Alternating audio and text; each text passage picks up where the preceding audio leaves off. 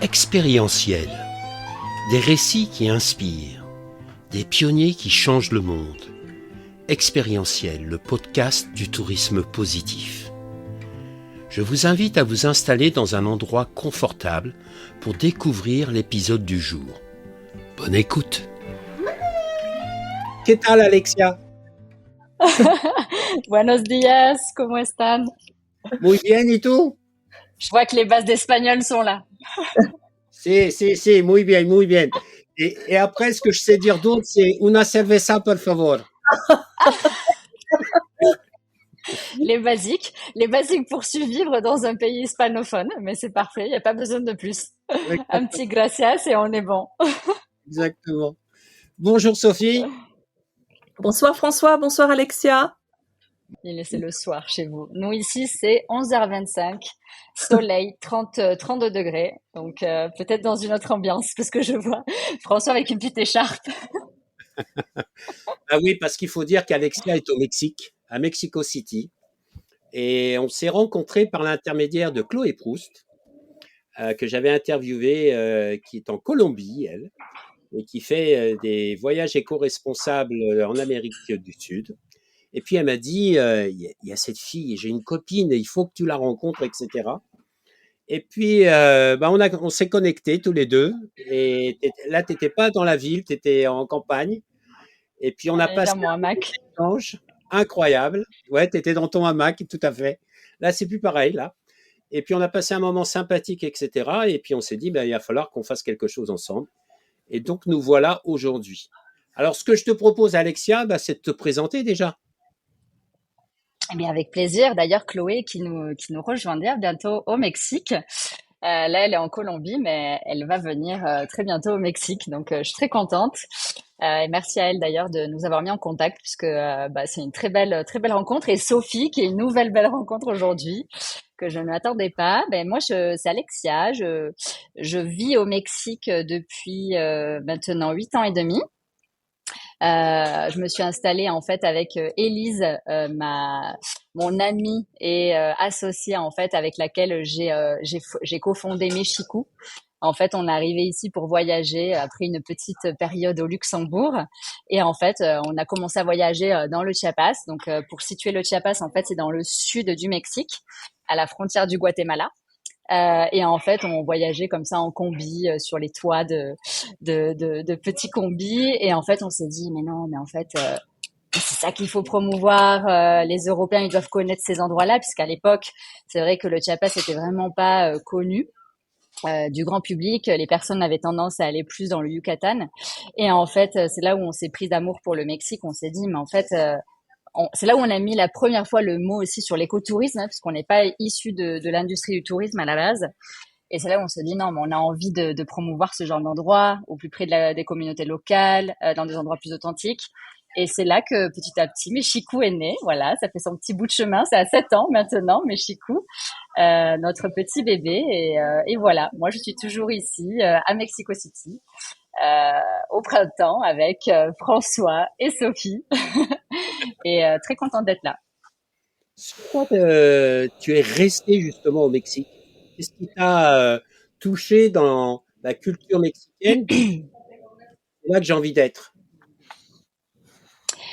C'est une très bonne question.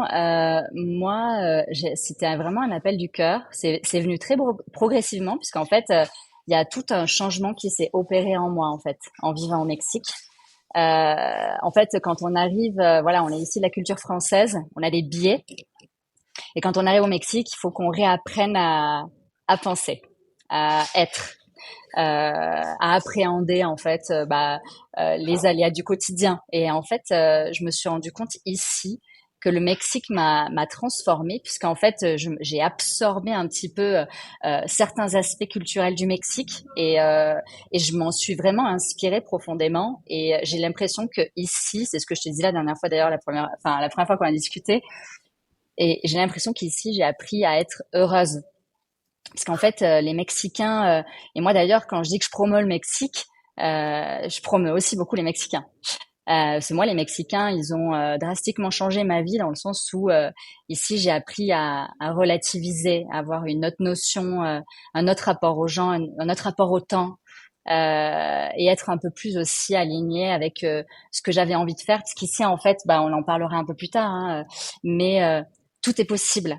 Il n'y a pas il y a pas de cadre. On peut être qui on veut.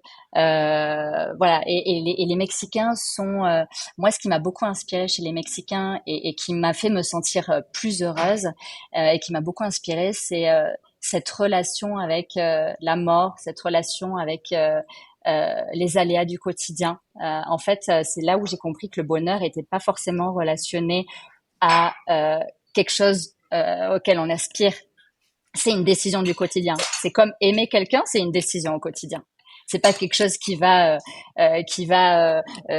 subsister. Quelquefois, je fais du fragnol. Je sais plus ce qui se dit en français et en espagnol. Vous m'excuserez. Euh, mais voilà, moi, c'est vraiment ce qui m'a beaucoup inspirée, ce qui m'a rendue heureuse, c'est de prendre en fait leurs bonnes pratiques. Voilà, de pas penser que le bonheur dépend de où je suis, avec qui je suis, qu'est-ce que je fais, qu'est-ce que je montre au monde, mais voilà, c'est ma capacité à quand arrivent les choses, c'est ma décision en fait de réagir de la manière dont je vais réagir. Et honnêtement, ouais, honnêtement, bah voilà, moi c'est, en fait, c'est le pays où j'ai appris à être heureuse. Voilà, pour résumer, je m'étale, pardon. Alexia, justement, comment tu pourrais définir ce rapport? Tu parlais de la mort, mais justement le rapport à la vie, au vivant. Qu'est-ce qui t'a le plus touché chez les natifs, chez les peuples autochtones? Qu'est-ce qui t'a le plus touché dans leur rapport au vivant? Et d'ailleurs, c'est peuple autochtone et oui et non, hein, c'est les Mexicains de manière générale, puisqu'en fait, c'est ce qui est beau chez les Mexicains, c'est le métissage, métissage culturel. Donc, on va retrouver le métissage gastronomique, le métissage évidemment au niveau de l'apparence physique, mais aussi au niveau des mœurs, des cultures, toutes les traditions liées au Dia de los Muertos, par exemple. C'est voilà, c'est une culture qui vient essentiellement, bah, pour le coup, de la culture précolombienne. Mais de manière générale, c'est quand même, en fait, le mix culturel, bah, c'est issu à la fois de la partie hispanique et à la fois de la culture précolombienne. Donc c'est ça qui est très intéressant, puisqu'en fait, on n'a pas quelque chose de très marqué, on a quelque chose qui s'est créé tout au long de ces années, de ces 300, 400 ans, et avec tout l'héritage précolombien. Donc c'est ça qui est hyper intéressant au Mexique, et c'est ça qui fait que, en fait, la majorité des Mexicains partagent quand même un petit peu les mêmes cultures et les mêmes aspects culturels. Moi, ce qui pardon, je me suis perdue en répondant à ma question, parce qu'en fait, j'ai tellement de choses à dire sur les Mexicains. Qu'est-ce que tu disais, pardon, Sophie? Non, justement, non, tu es en train de nous dire concrètement, voilà, qu'est-ce qui te touche et ce métissage dont tu parles avec ben les origines de différents peuples qui sont au Mexique et leur rapport au vivant, leur rapport à la vie. Tu parlais du quotidien, c'est ton C'est rapport au vrai. bonheur a changé et qu'est-ce qui t'a interpellé et qu'est-ce qui a été le plus difficile parfois? De changer, d'avoir ce shift de culture comme ça. Il y a les côtés aussi qui viennent nous interpeller, nous heurter. Et est-ce que tu peux nous donner 2, 3 exemples? Alors c'est vrai que ils sont très joyeux de manière générale, et c'est vrai que par exemple, moi un exemple qui m'avait au début choqué, et puis après j'ai appris à cohabiter. D'ailleurs, je m'en suis inspirée. En fait, ils ne dramatisent pas les Mexicains, au contraire. Par exemple, il y a eu un tremblement de terre assez grave en 2017, en septembre 2017, et le lendemain, il y avait plein de blagues sur Internet sur ce tremblement de terre, alors qu'il y a eu des centaines de morts. Et moi, sur le coup, ça faisait 1 an et demi que j'étais là, et j'étais un peu choquée, parce que c'est vrai qu'en France, ça serait politiquement complètement Mmh. incorrect de faire une blague après un sinistre qui a causé des centaines de morts. Ça serait complètement inconcevable. Et c'est là où, petit à petit, on voit un petit peu l'état d'esprit des Mexicains. C'est-à-dire que il va avoir un rapport à la mort, un rapport aux aléas de la vie de manière générale, à la maladie. Ils vont tout prendre avec plus de légèreté. Je pense que c'est ça aussi qui leur permet d'être plus heureux, puisqu'en fait, ça se retranscrit sur tous leurs problèmes, entre guillemets, du quotidien. En fait, ils vont pas se focaliser sur le problème, ils vont se focaliser sur non, on est là, on est en famille, on profite, on va même faire des blagues. On va même faire des blagues peut-être trop tôt pour nous en tant qu'Européens sur certains sujets, comme le lendemain d'un tremblement de terre qui a causé des centaines de morts. Mais en fait, c'est leur manière, eux, de surpasser. En fait, ils se disent pas non, mon bonheur, il dépend pas des catastrophes naturelles, d'un gros sinistre, d'une maladie, de la mort d'un proche. Mon bonheur, il dépend de moi et de ce que je vais faire de ce moment. Et en fait, je trouve ça hyper inspirant. Je trouve ça hyper inspirant parce que ça soit dans la maladie, maintenant ça fait 8 ans et demi que je vis ici, donc j'ai vu plein de cas comme ça autour de maladies graves, de problèmes, de perte d'emploi, où il y a 3 enfants, 4 enfants à charge, où tout le monde partage la même chambre. Et en fait, il y a vraiment cette joie de vivre qui émane des Mexicains, peu importe leurs conditions, quelquefois très précaires. Et je trouve ça super inspirant dans sa vie de tous les jours. Et je trouve que c'est vraiment un exemple. C'est un exemple à suivre. Ça, c'est un exemple parmi tant d'autres, le tremblement de terre. Mais en fait, ça se reproduit sur tous les problèmes du quotidien, en fait. Cet état d'esprit, comment ça a influencé la dirigeante que tu es et que tu étais? C'est vraiment super intéressant parce que avant de créer Mexico, j'ai travaillé dans une entreprise, et je pense que ça m'a beaucoup aidé d'observer les managers au Mexique, et ça m'a aidé à devenir une meilleure manager aujourd'hui. Parce que c'est vrai qu'il y a quelque chose qui fait partie de la culture mexicaine, c'est le fait de ne pas vouloir froisser, de ne jamais vouloir humilier une personne et de faire toujours en sorte de faire attention à la manière dont on va livrer un message. C'est vrai que c'est très important dans la culture mexicaine, quand on s'adresse à quelqu'un, de ne pas être trop rude et de manager les susceptibilités des autres. Donc en fait, en observant ça, il y a beaucoup de reconnaissance, il y a beaucoup de valorisation de l'effort, il y a beaucoup de valorisation des choses positives, et les choses qui sont à améliorer, il y a vraiment un effort qui est réalisé de la part des managers et de manière générale, en fait. D'ailleurs, c'est pas du tout hiérarchique, c'est dans tous les, enfin partout dans la société. Quand on va amener un feedback ou quand on va amener peut-être un commentaire, on va vraiment faire attention à comment on va livrer le message, de sorte à ne pas blesser la personne. Et ça, moi, ça m'a vraiment fait beaucoup gagner en empathie, en tant que personne. Je pense, en tant que manager, j'ai beaucoup appris en observant les Mexicains, parce que je suis devenue une meilleure communicante de manière générale avec mes partenaires, mais aussi avec mes équipes. Parce que j'ai beaucoup appris de leur manière de communiquer, surtout faire attention aux sentiments des autres. En fait, ils sont conscients qu'il y a un humain, en fait, à qui on parle. C'est pas, en fait, ils sont conscients. Je pense qu'ils sont plus conscients de l'impact de nos mots et l'impact que ces mots peuvent avoir sur la personne avec qui on parle. C'est le prendre soin, hein. Comment, malgré la situation, malgré ce que j'ai à dire, comment je prends soin de l'humain qui est en face de moi, comment je le considère, ce qui se passe en fait. Tout à fait, tout à fait. Non, mais ça, et d'ailleurs, ils sont vachement, moi je dis beaucoup qu'ils sont dans le care, les Mexicains de manière générale, ils vont toujours faire attention, que ça soit avec leurs mots ou avec leurs gestes, ils vont toujours faire attention à vous. Ils vont toujours vous laisser passer. D'ailleurs, ils sont hyper cariñosos. Ils font pas la bise quand quand ils disent bonjour. Ils font un câlin. Et ça commence à partir de là. La manière en fait de cuidar, ça sera en espagnol, de cuidar les autres en fait, que ce soit à travers les mots ou à travers les gestes. Et pour autant, quand il y a quelque chose à dire ou quelque chose vraiment à confronter, est-ce que les choses sont quand même dites d'une manière ou d'une autre? Alors, c'est le penchant, évidemment, c'est compliqué. Culturellement, il y a une tendance une difficulté à dire non, de manière générale. C'est une grosse différence culturelle avec les Européens. Quand on dit non ici, c'est vite perçu. C'est vite d'ailleurs, pour la petite anecdote. Ici, ils disent pas non, ils disent ahorita. Alors, ahorita, c'est le mot magique au Mexique.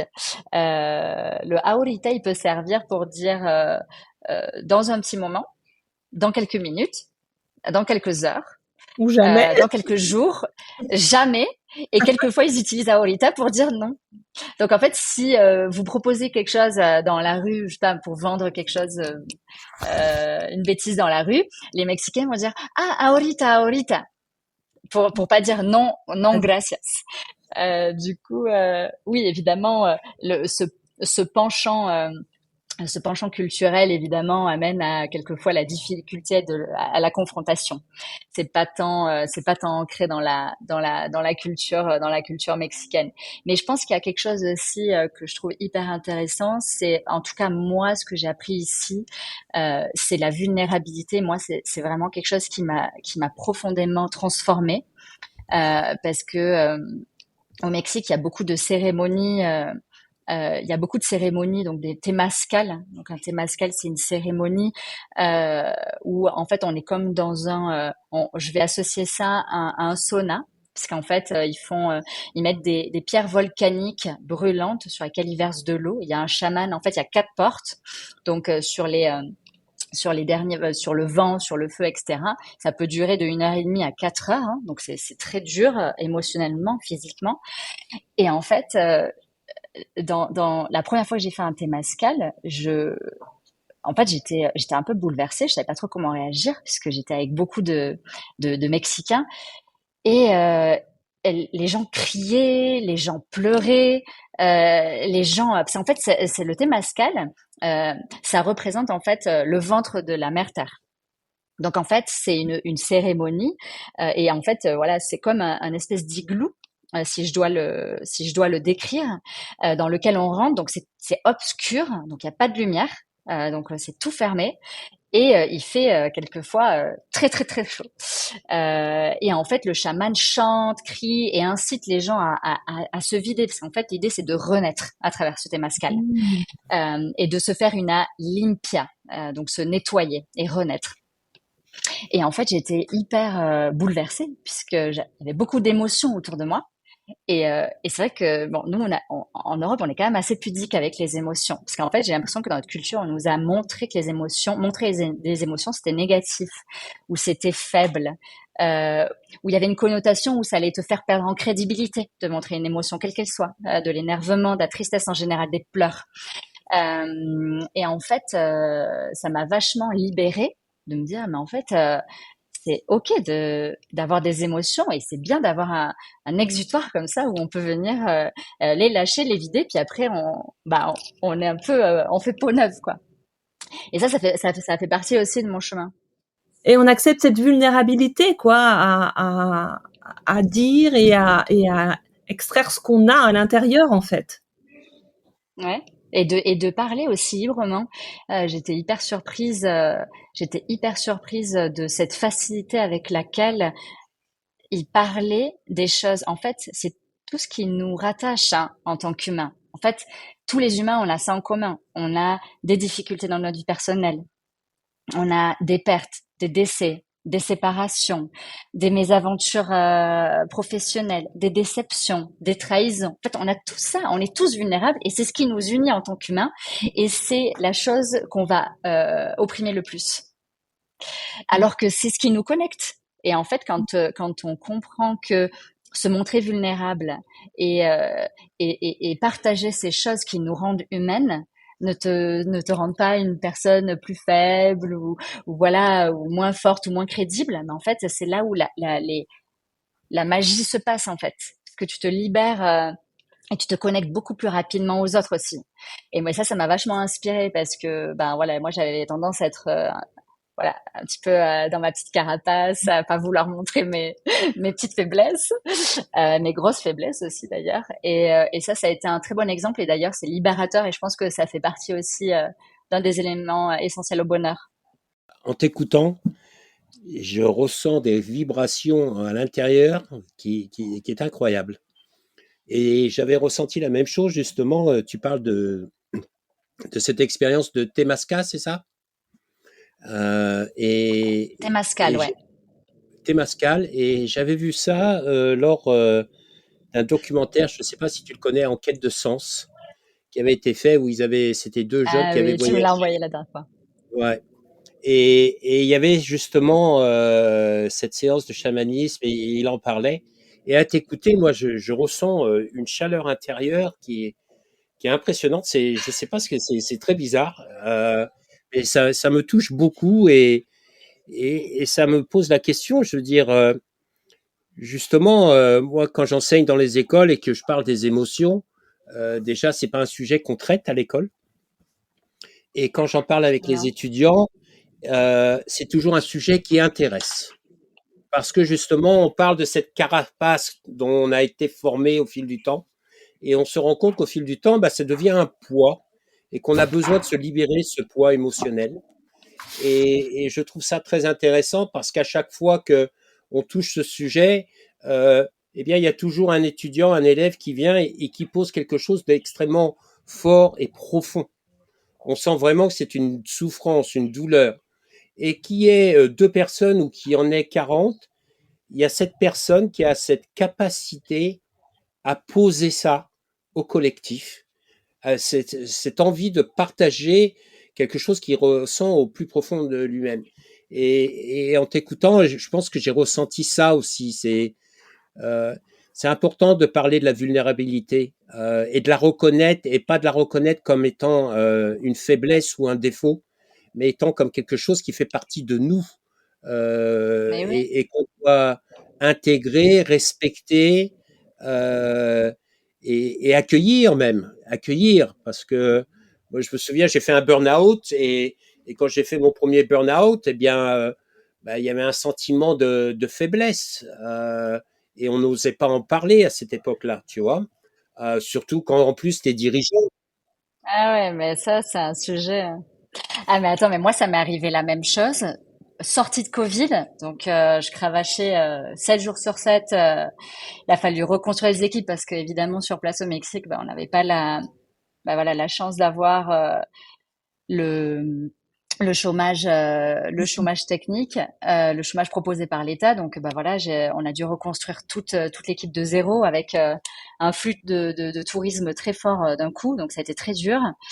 Et ben justement, c'est typique, c'est un très bon exemple le burn-out parce que moi je me sentais un petit peu exemptée. Moi je sentais que ça pouvait pas m'arriver. Donc j'étais là non mais moi non mais c'est bon, tu te mets un coup de pied aux fesses et c'est bon. Et c'est là franchement moi ça m'a fait un changement 360 parce que ça a dû arriver devant mes équipes. J'ai fait un malaise au travail. Euh, et c'est la première fois que devant mes équipes, j'étais obligée, j'avais pas le choix. Et en fait, ils m'ont vu comme un humain. Mais en fait, on est comme un humain. Vous voyez, quand on est dirigeant, on a la sensation qu'on ne peut pas agir comme un humain. On ne peut pas montrer des émotions. On ne peut pas dire quand on est fatigué, quand on n'en peut plus, quand on a besoin d'aide, quand on est triste, quand on est malade. Et on se sent obligé de tout masquer. Et moi, j'ai opéré, enfin, j'ai vu ce changement drastique, parce qu'en fait, pendant 2 mois, 3 mois, je pouvais même pas voir l'ordinateur, j'arrivais pas. Et c'est là où je me suis rendu compte que se montrer vulnérable, ça pouvait avoir que des effets positifs, parce que ça a des effets positifs aussi dans l'entreprise, parce qu'en fait, les collègues, ils vous voient d'un autre œil, et je pense que c'est bien accueilli la vulnérabilité, parce que ça nous met tous sur un pied d'égalité. En fait, on est tous égaux, et on est tous égaux face à des moments de faiblesse, des moments de fatigue, la maladie, la tristesse, le stress. Et en fait, c'est ok de pouvoir le partager. Et moi, moi, ça a tout changé hein.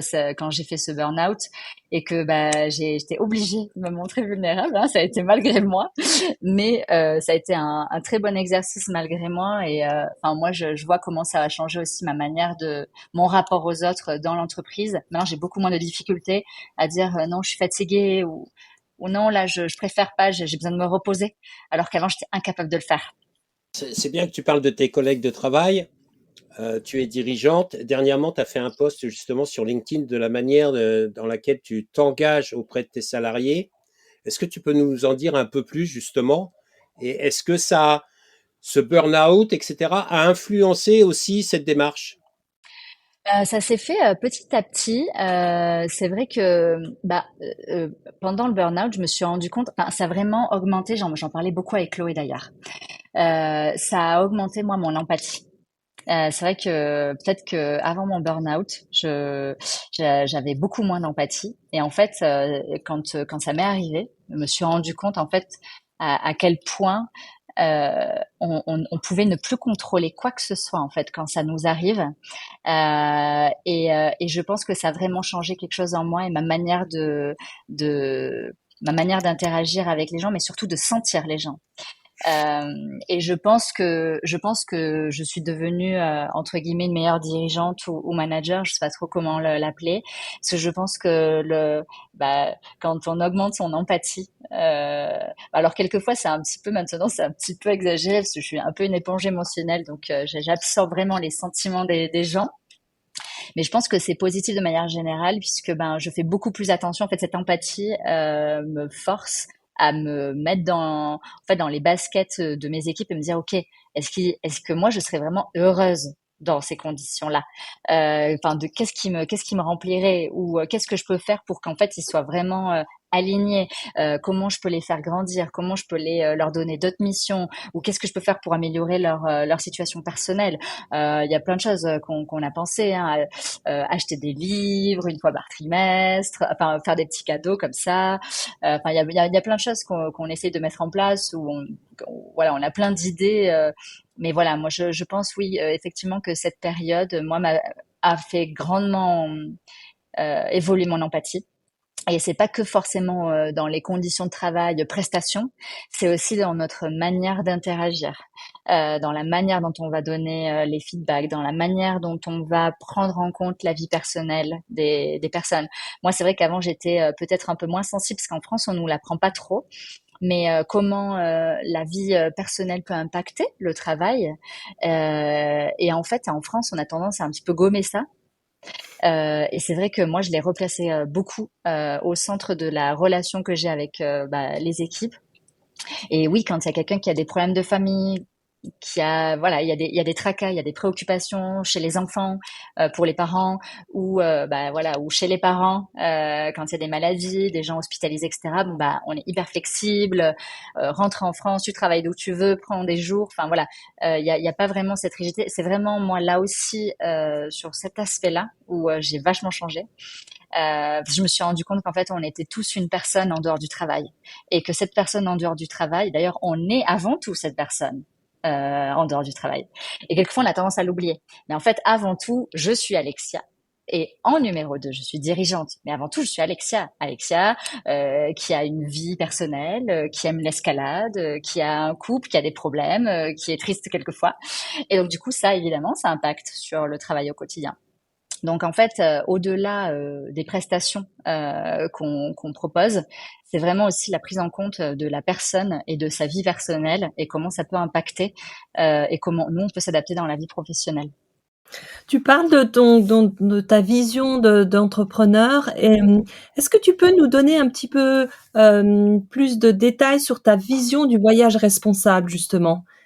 Les personnes que vous recevez au Mexique qui s'engagent dans ce voyage, comment vous les sensibilisez justement à la culture du pays, à l'ouverture de ce qui est présent là au Mexique est-ce que tu peux nous en parler un petit peu?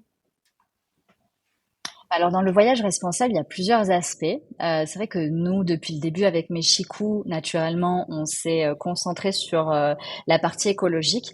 Mais dans le voyage durable, en fait, il y a plusieurs aspects. Il y a la partie économique, il y a la partie écologique et il y a la partie vraiment communautaire. Et quel est l'impact du tourisme sur les communautés locales et comment on va redistribuer de manière plus équitable l'économie liée au tourisme. Du coup, nous, depuis le début, avec Élise, naturellement, on s'est concentré sur la partie écologique. Hein, ça avait vraiment été notre cheval de bataille, puisque dans notre vie quotidienne, c'était un peu ce qui nous animait.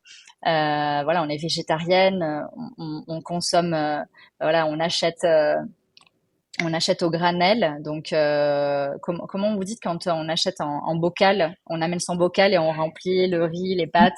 Je sais plus Au comment on dit en détail, français. C'est au au détail. détail. Voilà. On réduit notre consommation de plastique. Voilà, on est végé. Dans notre vie quotidienne, vraiment, l'écologie, c'était important. Donc, on voulait que notre ADN soit retranscrit dans notre entreprise. Donc ça a été très naturel, c'était très spontané. Et puis évidemment, voilà, la partie locale et l'impact positif qu'on pouvait avoir, évidemment, a suivi. Donc en fait, nous, depuis le début de Mexico, on a une grille en fait de sélection des prestataires avec tout un tas de critères qui soient écologiques. Donc dans la partie écologie, il y a aussi l'aspect protection des animaux.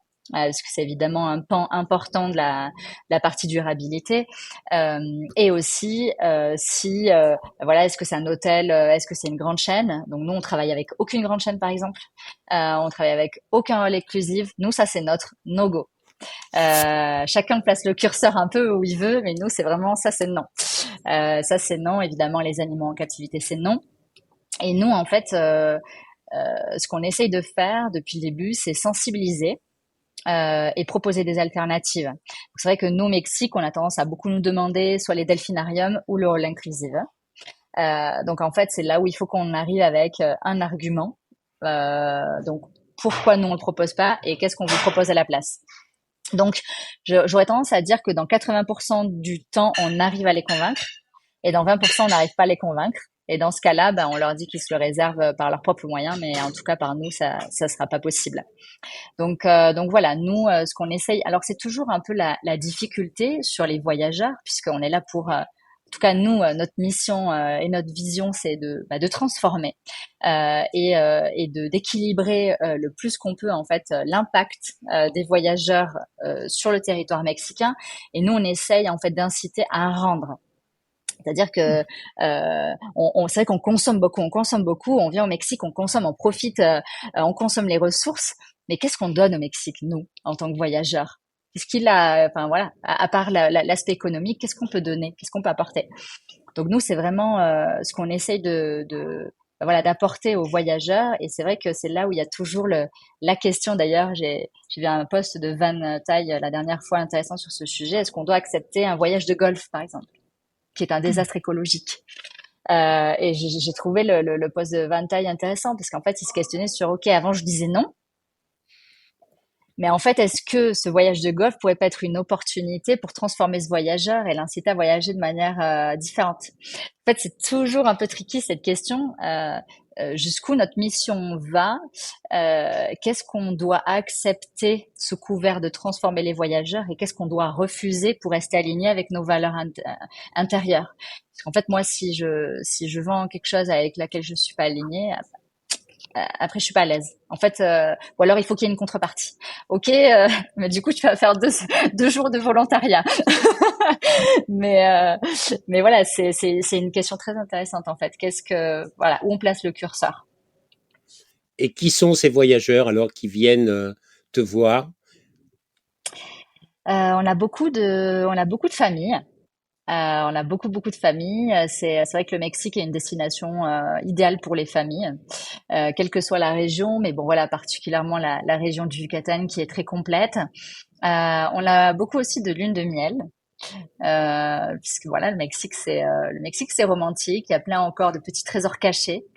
Et on a aussi on a un peu de tout, hein, des groupes d'amis, des personnes qui sont intéressées pour faire des retraites de yoga, des retraites de bien-être, parce qu'en fait, c'est vraiment le Mexique se développe beaucoup sur le bien-être, sur la spiritualité.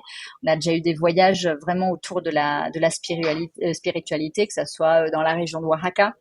Dans la région du Yucatan aussi, mais bon, la région plus adéquate, c'est plutôt Oaxaca, la terre de Maria Sabina, que vous devez certainement connaître. Mais ouais, on a beaucoup aussi de voyages bien-être et spirituels. Et à travers ces voyages plus peut-être axés sur le bien-être ou le spirituel, est-ce que tu arrives à faire justement se rencontrer les peuples, les gens locaux pour vraiment le voyageur puisse vraiment avoir un lien direct avec ces personnes, puisse échanger d'une manière ou d'une autre. Ah bien sûr, bien sûr, bien sûr. Toutes ces expériences qu'on a à Oaxaca, ce ne sont qu'avec des locaux. Les chamans ce sont des locaux, c'est des médecins, c'est les médecins du village. Donc ce ne sont que des personnes locales. Et d'ailleurs, il y a plusieurs aspects hein, dans les cérémonies. Il y a du sound healing, donc à travers le son et les vibrations.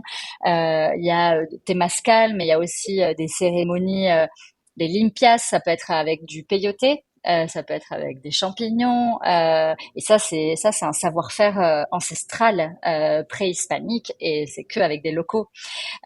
Donc oui, on travaille que avec, enfin on met que des personnes en relation avec des parce que nous on n'a pas cette expertise. Nous on met en relation les bonnes personnes ensemble. Voilà, c'est ça. En fait, quand on me demande qu'est-ce que je fais, moi je mets en relation les bonnes personnes ensemble. Voilà. Et ces moments sont des moments qui ont transformé certaines personnes. Est-ce que certaines personnes ont pu te témoigner, justement après un voyage de ce type, avoir été transformés, avoir été touchés dans leur cœur parce qu'ils ont vécu? Oui, alors à plusieurs niveaux, ça peut être avec des rencontres. Nous, c'est vrai que quelquefois, ce qui va transformer une personne, quelquefois, c'est des moments assez simples. Ça va être un repas. Alors ça peut être soit à travers ces cérémonies ou soit c'est voilà à travers un témascal où ils vont ressentir vraiment un travail sur eux-mêmes. Enfin ceux qui sont venus chercher. Donc bah évidemment après ben en fonction de leur travail, ben voilà ça vient. En général c'est des personnes initiées. Hein. Quand ils viennent faire un travail au Mexique ou quand ils nous cherchent et qu'ils nous demandent ces choses spécifiquement, c'est rarement des premières fois. C'est des personnes initiées, donc ils savent ce qu'ils viennent chercher, donc ils ont déjà de l'expérience. Donc voilà, ils sont venus faire leur travail, se retrouver eux-mêmes et répondre à certaines questions. Et dans le voyage en général, de manière générale, oui, bah oui, il y a certaines rencontres qui bouleversent. Hein. Dans certains villages ou certaines expériences. En fait, on fait beaucoup de choses chez l'habitant. Il y a beaucoup de guides comme ça. Voilà, avant de faire la visite de Punta Laguna ou d'une réserve dans le Yucatan, en fait, on mange avec la famille. Et donc du coup, d'ailleurs, c'est souvent ces moments très simples qui bouleversent le plus les voyageurs, hein. Parce qu'en fait, il y a, ben voilà, ils sont dans un échange réel en immersion dans la vie de la personne. Et donc, du coup, ils posent leurs questions. Mais comment tu vis? Elle est où ta chambre? Et c'est là où ils réalisent, où il y a beaucoup de choses qui résonnent. Hein. D'ailleurs, en général, ça les bouleverse. En fait, puis ça leur renvoie un petit peu à bah, tout ce qu'ils ont et la chance qu'ils ont en général de vivre en France. Bah, voilà, avec bah, les commodités de la France et voilà, ils se rendent compte qu'ils ont tout et ça bouleverse en fait de voir souvent la simplicité dans laquelle vivent les locaux. Oui, je pense que ça renvoie beaucoup de choses intéressantes pour les voyageurs et ça les bouleverse généralement. Tu es une femme pleine d'énergie, on le ressent bien, très enthousiaste, très vivante, très joyeuse. Mais je pense que d'être dirigeante, il y a des moments de fatigue, d'épuisement. Et je voulais savoir, comme dernière question, comment tu te régénères? C'est une très très bonne question, ça. Bah, il y a beaucoup de choses et c'est vrai, c'est pas tous les jours facile.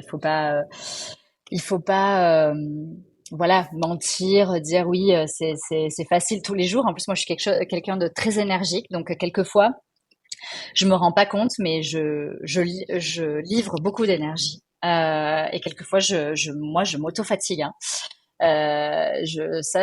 Quelquefois, j'en subis les conséquences de cette énergie.